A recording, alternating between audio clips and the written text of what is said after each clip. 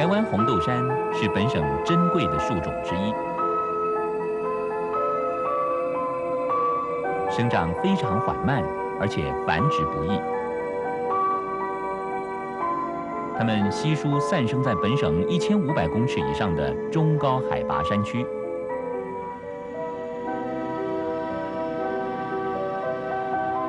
其中一些天然巨木，树龄都在1000年以上。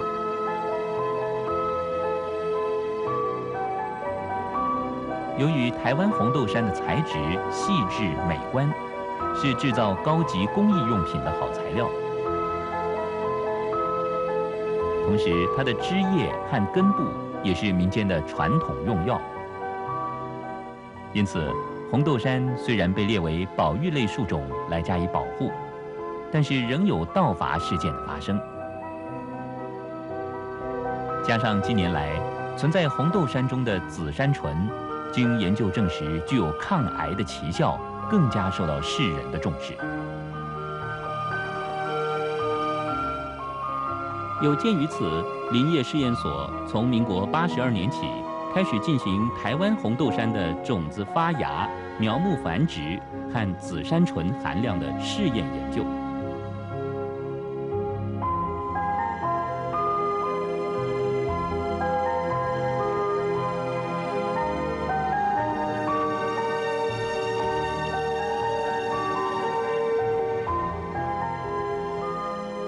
台湾红豆杉的种子因具有深度休眠，发芽困难。但是经过研究人员不断的研究改良，利用暖温和低温的组合层基，破除种子休眠，终于成功突破种子的发芽瓶颈，促使种子顺利发芽。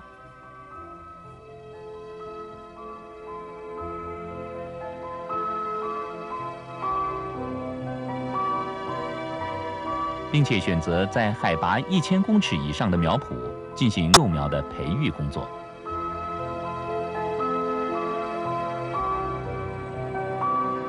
利用枝条扦插繁殖，已经成功培育出插条苗。而胚培养配方的发明，目前已经能够让红豆杉休眠的胚顺利发芽。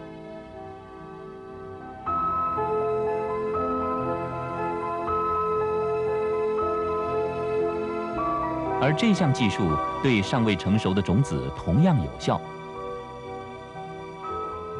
以上这些研究成为保存台湾红豆杉基因种植的有效方法。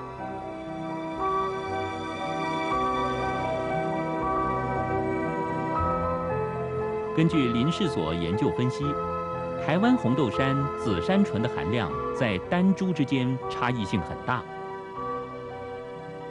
因此筛选具有高含量紫杉醇的红豆杉单株进行繁殖，以及利用组织培养与化学合成技术生产紫杉醇和其前驱物，对于紫杉醇的生产而言非常有价值。